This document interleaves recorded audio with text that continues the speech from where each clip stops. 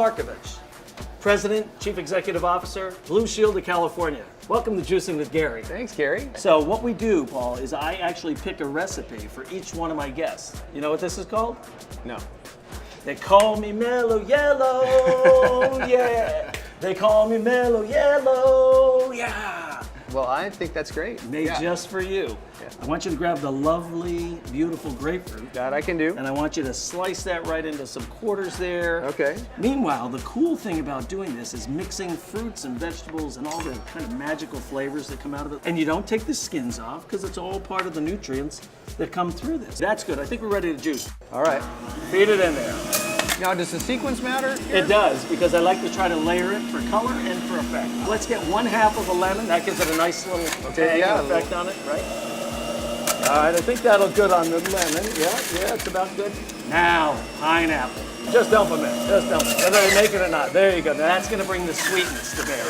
Paul, this is one of the best juices we've made yet. Unbelievable. Surprising. I would think it would be thicker, but it's pretty fluid. No, it's very fluid in there. And I'm gonna give you this special stir on the day. Okay. Just so you have a stir, okay? Well, Paul, in all Cheers. seriousness, thanks for being here today. This is an important conversation, so thank you for juicing with us and being our guest. Health matters. Cheers. My pleasure. Cheers. Cheers. Let's taste it.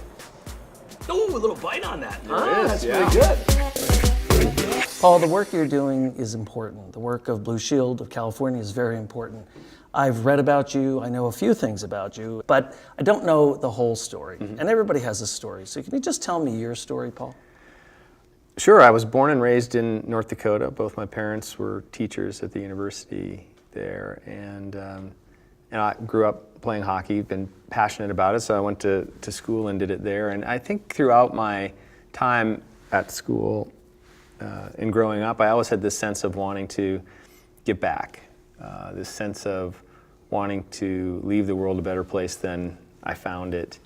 But it wasn't until after I finished college and I was interviewing for a scholarship to graduate school where it clicked in, because there was a committee that was interviewing all the candidates, myself included, and they said that the founder of the scholarship was looking for people who would fight the world's fight. And they said, "What's the world's fight mean to you?" I was 22 years old. I can't remember how I answered the question, but that question really stuck with me. And so I went off to graduate school, and then I got a job in management consulting. I was working in financial services, and then I got approached about joining a group that was working on healthcare. And when I went through the work and they described what they were trying to do, it just clicked in for me, saying, this is the world's fight. This is something that matters to everybody who's out there. It's a system that's not working. It has financial, political, social overtones and challenges associated with it. So it's extraordinarily complex, extremely important, and affects everybody. And it just struck me that this is the world's fight. I'm just wondering, sometimes with people that have the kind of passion you have, sometimes there's something at that root, something personal that's happened to them. Any thoughts around personal instances? Well, I did. I mean, when I was 6 months old, my parents had talked about how well behaved I was, how I almost never cried. And then I started to fuss and cry, and those cries built into screams. And then my father came in the middle of the night and found me white as a sheet and drenched in sweat, and they rushed me to the emergency room. This is in 1967, and fortunately they had health insurance. And the surgeon at the time said, or the doctor at the emergency room said that my small intestine was folded in on itself and blocked, and that they needed to conduct emergency surgery or it was life-threatening. And so my father said, "So is that routine surgery?" And they said, "Well, there's no such thing as routine surgery on a 6-month-old." And obviously it worked out, but I really do owe my life to the healthcare system working for me in that moment. It's struck me that, when you look at the way the world works today, that whether or not someone has health insurance coverage, where they live, there's a lot of factors that they have no control over that increase or decrease the probability that, should they be in the same circumstances I was, that they would actually survive it, let alone be able to thrive afterwards. And that just doesn't seem right. it seems like this should be a healthcare system that works for everyone. And so, yes, that obviously has a lasting impact. I mean, I have a 4-inch scar across my midsection as a permanent reminder that I owe my life to the healthcare system working for me. I wonder, do you feel that the healthcare system is working, or where are we headed?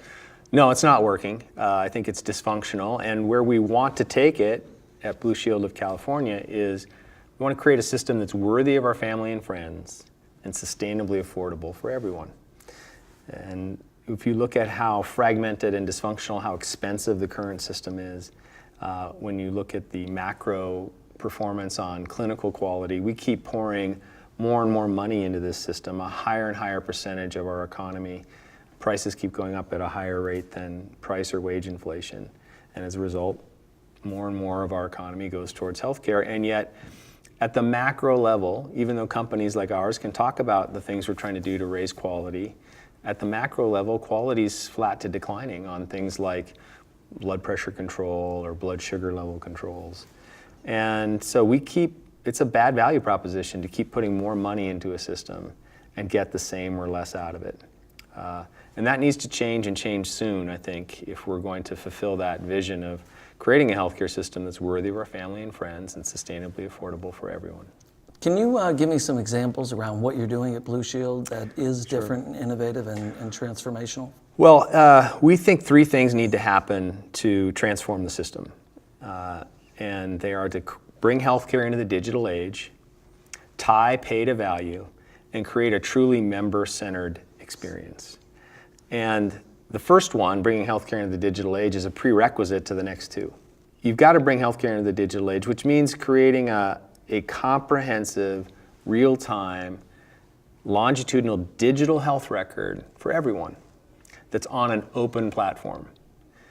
Now, when you think about financial services and other industries, they've created standards to do transactions and share information, which is why you can now go to your bank or another bank's ATM, any ATM that's out there, and withdraw cash from your bank, whether it's your bank's ATM or not, by way of example.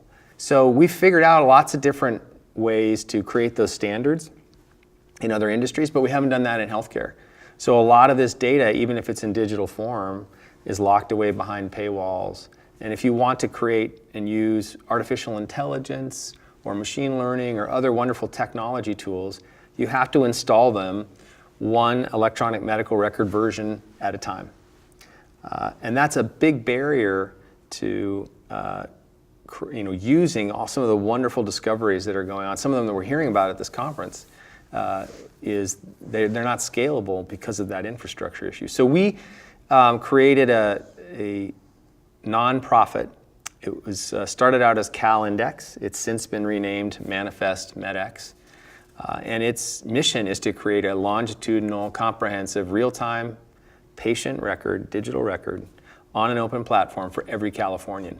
And we founded it with Anthem Blue Cross of California. We've put $70 million into it. It's been going for a little less than 4 years. We have over 10,000 physicians, a couple hundred hospitals, physician groups, and health plans engaged. We have over 11 million claims records and over 5 million clinical records for Californians. And so we're off to a good start, but it's probably going to take us another year or 2 to get to the point where we literally have those types of records available on a cloud-based software, open platform, so we can really take advantage of some of the wonderful technology that's out there. What is the role of the health plan in that ecosystem design? Well, I think it goes back to, I'd like to quote Deming on this. He said that a bad system will beat good people every time. And what the health plans do is create the system. We create the rules around how to pay, when to pay, the administrative process associated with making payments or becoming eligible for health care, for paying a bill. And so we create a lot of those rules in the system, and we've created a bad system. And so I think our responsibility isn't so much that we're providing health care, we're turning ourselves into physicians or hospitals. But what we can do and what we need to do is create the rules around the system, such as how we're going to share digital information so that we can integrate it and create standards. There's this sense of, no, it's my data, and there's potential value and power in holding on to it, as opposed to creating something that's ubiquitous and universal. Clearly, it has to have security, has to abide by the letter and spirit of all privacy regulation, and in the case of Manifest MedX, it does exactly that. But it also needs everybody to say, the entire system will be better. It'll be much more member-centered and member-empowered if we can all figure out the standards, share information, and get comprehensive information, not just to the patient, but to the clinicians treating that patient. And I think we owe it to the greater good and to society to make that future happen. But we have to overcome some of these strong parochial proprietary interests. If we can do that, and we will, then I think that's going to serve as a major breakthrough. So Paul, you're doing great work. The organization's doing great work. So what's the one thing that's really hot today? What are you working on now?